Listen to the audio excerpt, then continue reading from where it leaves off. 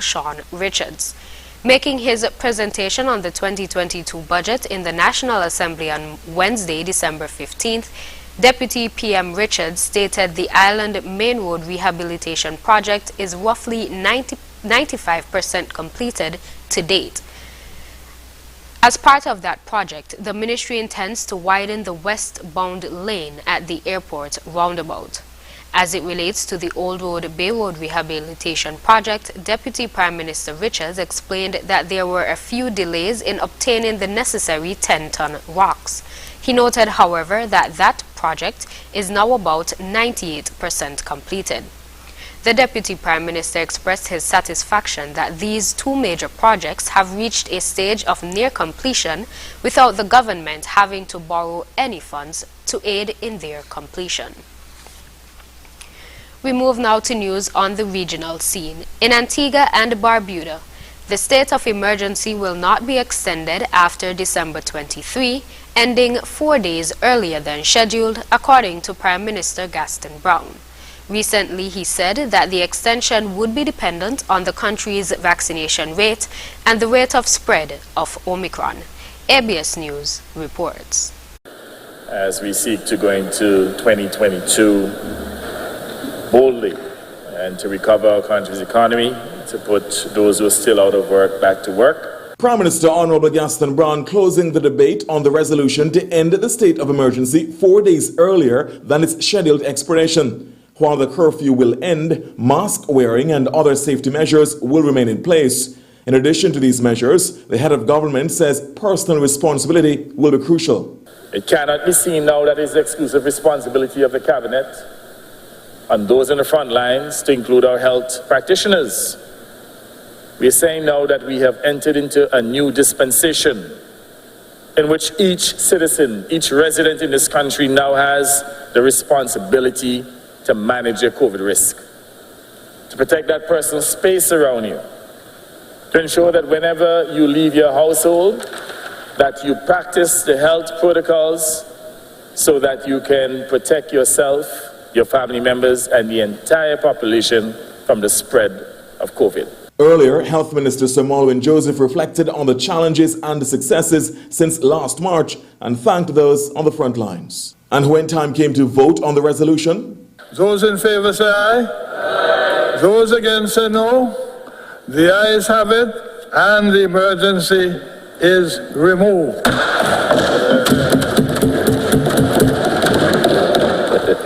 A similar debate will now take place in Parliament's upper house, the Senate.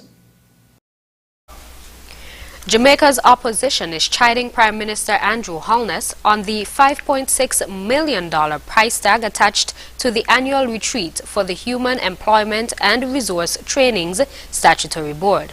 According to the member, in a pandemic, it is excessive. Justin Graham, CVM Live reports.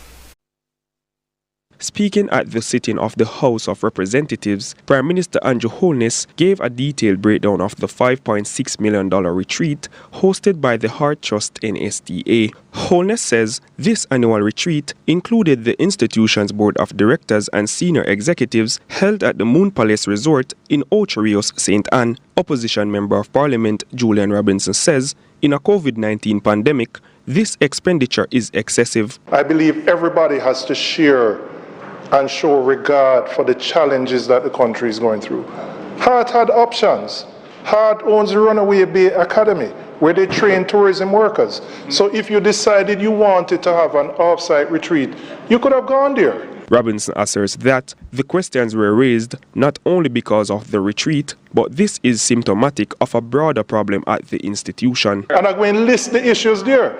You have a chairman that is in a conflict of interest about contracts awarded to his company.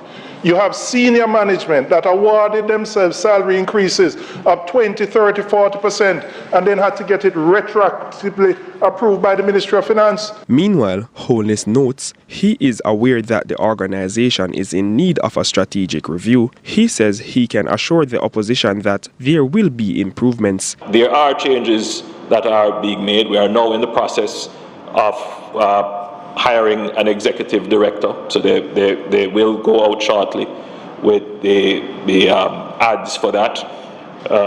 We are doing internal reviews, and I will announce shortly the appointment of a strategic review from an operational perspective. The Education Transformation Task Force, which I had announced, has taken on the review of heart, and they are already doing that. Justin Graham for CVM Live. And internationally, a fire has raged through a mental health clinic in western Japan, killing at least 24 people. The blaze swept through the fourth floor of an office building in Osaka. Police say they are investigating the cause and suspect possible arson. Al Jazeera reports. Fire crews shield from view one of the 28 victims of a fire at a psychiatric clinic in Osaka. The fire department says all but one had a heart attack. A woman was left behind on the 6th floor and was asking for help. When she got off the ladder, she collapsed, probably because she felt faint, but immediately the rescuer took her away. The fire started in an 8-storey building which houses medical clinics, an English language school and other businesses. Many of the victims are thought to have been visitors to the psychiatric clinic on the 4th floor, where the blaze took hold. I saw the news and they're saying possible arson. It's not confirmed, but I am shocked and wondering why someone would do this. I am glad this didn't happen in the evening. It's a Friday and there could have been so many more people around. It could have been much worse. The injured were taken to nearby hospitals and the government issued its condolences. I'm aware that a fire broke out in a building located in Kitaku, Osaka City, after 10 a.m. today, and 28 people were transported to hospital. Details are currently being confirmed, but many have died, and we have received reports of cardiopulmonary arrests. We would like to express our deepest condolences to the families of those who have passed away. It took more than 6 hours to extinguish the blaze. Firefighters say people on the other floors were safely evacuated from the building. Detectives are investigating how the fire started and whether arson is involved. Victoria Gatenby, Al Jazeera. Police in conflict-hit Ethiopia have arrested a freelance video journalist working for the Associated Press, or AP, the United States news agency and state media said on Wednesday. On Wednesday, AP called for the immediate release of Aman Kiaro, who it said was arrested in the capital Addis Ababa on November 28th after returning from a reporting trip. 2 other local journalists were also arrested. Al Jazeera's Victoria Gatenby has this report. Aman Kiaro was arrested in the Ethiopian capital Addis Ababa, accused of promoting terrorism. He was working as a freelance journalist for the Associated Press. The US-based news agency has called the allegations baseless. 2 other journalists were also arrested. They face up to 15 years in prison if convicted of violating the emergency laws brought in last month. The annual global roundup by Reporters Without Borders paints a bleak picture of media safety and freedom, particularly in Ethiopia. The correspondent of the New York Times has been kicked out of the country, which was unprecedented since Abiy took office in 2018. There is this communication blackout in the northern part of the country, and now we are just not able to do independent journalism anymore because only the official narrative about the war is allowed for journalists. It's been a tough year for journalists around the world. Reporters Without Borders says at least 46 journalists have been killed this year because of the stories they were reporting, and nearly 500 are being detained. 65 are being held hostage. The most dangerous countries for media workers are Mexico and Afghanistan, followed by Yemen and India. One of the reasons why there are so many journalists detained this year, up to 20%, is mainly because the deterioration of the situation in 3 countries, including Myanmar, China and Belarus. Reporters Without Borders says its findings are alarming, but remarkably the number of journalists killed this year is the lowest since it began counting 25 years ago. But the number of journalists being detained is the highest. And in their absence, it says vital voices remain silent. Victoria Gatenby, Al Jazeera. And now for the weather. Current conditions are fair skies with a moderate breeze from the east-northeast at 14 to 23 miles per hour with possible gusts up to 35 miles per hour.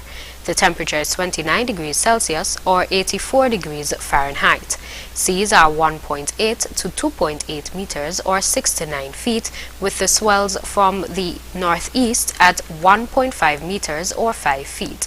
A small craft advisory and high surf advisory are in effect. Hazardous and elevated sea conditions will continue across the area for the next 24 hours.